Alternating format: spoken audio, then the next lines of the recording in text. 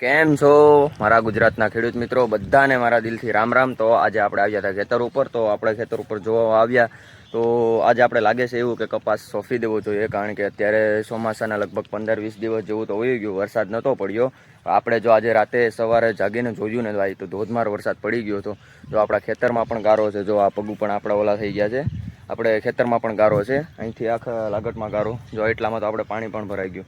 હવે અમારે છે દરિયા પાસેની જમીન, તો તેમાં પીણો છે, તો આમાં પણ તમને ગારો જોવા મળે, એટલે વરસાદ રાતે કેવો પડ્યો છે તમે આમ ખાલી અનુમાન કરી શકો। તો આપણે આવ્યા ખેતર ઉપર તો ગારો જોવા મળ્યો છે, કશું વાંધો નહીં। આપણે અહીં આજે જો આ થોડોક વરસાદ રહી જાય, અત્યારે વરસાદ ચાલુ છે થોડો થોડો, જો આજે વરસાદ થોડોક રહી જાય તો આપણે કપાસ સોંપી દઈએ આજે, અને મુહૂર્ત કરી નાખીએ આગળ આપણે। મારા મમ્મી જો આડ બિયારણ લઈને આવે એટલે આપણે કપાસનું શરૂઆત પણ કરી દઈએ। અને આપણે જો ખેતરમાં આ જો મમ્મીએ જો આ શું નાખ્યું તે જુઓ ખાલી, તો જો આપણે આ છે આપણું ખેતર છે, અને આ આપણે હદ છે, આ બાજુનું ખેતર છે। આ અત્યારે જો વરસાદ ચાલુ જ છે, અત્યારે જો આ વરસાદ ચાલુ જ છે, આપણે પાણી એટલામાં ભરાઈ ગયું, અને આપણા ખેતરમાં પણ અમુક જગ્યાએ પાણી ભરાઈ ગયું છે, જ્યાં હરા આપણે નાખ્યા હતા ત્યાં। અને આ જો આપણે આખા ખેતરમાં ભાઈ દેશી ખાતર આવે ને ભાઈ, એ દેશી ખાતર આપણે નાખ્યું હતું। આ આપણે જો લાગટ આખા ખેતરમાં નાખી દીધું હતું, આપણે લાગટ આખા ખેતરમાં ખાતર નાખી દીધું હતું। તો આજે આપણે કપાસ સોંપી જ દઈએ, જો એવું લાગે વરસાદ રહી જાય એટલે। તો આપણે આ લગભગ કંઈ નહીં તો આપણે આખા ખેતરમાં જે આપણે આ દેશી ખાતર નાખ્યું ને ભાઈ, સાણિયું ખાતર, આપણે ગાયનું ને ભેંસનું આવે તે ખાતર આપણે નાખ્યું હતું। આપણે કાંઈ નહીં તો મિનિમમ ખર્ચ આપણે આવ્યો હતો લગભગ 20,000 થી 22,000 આસપાસનો ખર્ચ આવ્યો હતો ખાલી ખાતરનો।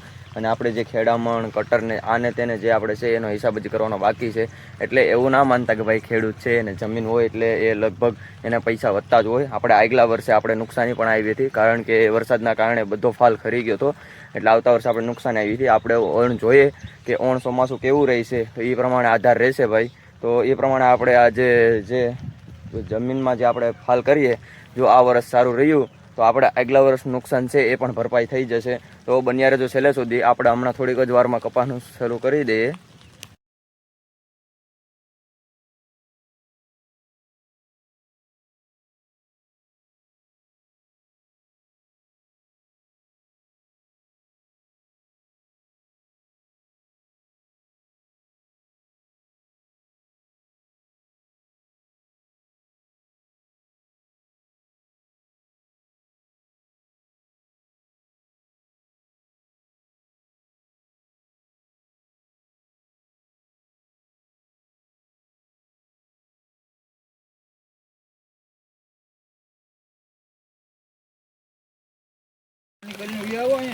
તો મિત્રો આપણે ગણેશ પૂજા કરીને જો સોંપવાનું શરૂ કરી દીધું, તો આપણા ખેતરમાં સોંપે છે મારા મમ્મીને, વરસાદમાં સોંપે છે ભાઈ, પલરી જવાના।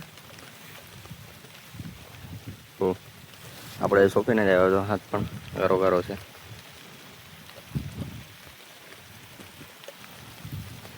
ચાલુ વરસાદમાં સોંપે છે। હા ભાઈ આવો, પલરી જાઓ, હાલો। મિત્રો આપણે પણ જો પલરી ગયા, આપણે પણ આખો નકશો બદલી ગયો, અને આ જો ખેતરમાં આ બાજુ પણ પાણી ભરાઈ ગયું, અને આ બાજુ પણ પાણી ભરાઈ ગયું। આપણે ખેતરની બહાર નીકળીએ, અને આપણે જો અહીંથી આપણો માસડો હતો એ છે, અને આ ખેતરમાં જો આપણે ખેતરમાં પાણી ભરાઈ ગયું છે, અને ધીમે ધીમે જો કપાસ તો સોંપવાનું ચાલુ કરી દીધું।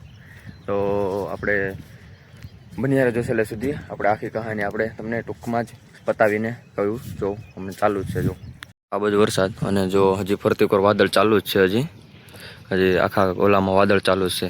અને આપણે આ છે બાજુનું ખેતર, આ બાજુના ખેતરમાં તો જો હજી કાંઈ સોંપ્યું નથી, હજી ટેફા જ છે, એમાં કાંઈ કર્યું નથી। આપણે આ જો આપણી બાઇક પડી છે, અને આમાં જો પાણી પડી ગયું, આપણા ખેતરમાં પણ પાણી છે, અને આપણે જો મારા મમ્મીને મોટા મમ્મીને ચાલુ કરી દીધું છે સોંપવાનું આખા ખેતરમાં। ને આપણે જો આ સાણિયું ખાતર નાખ્યું છે તે આપણે દેખાય જ છે કે ખાતર નાખ્યું છે।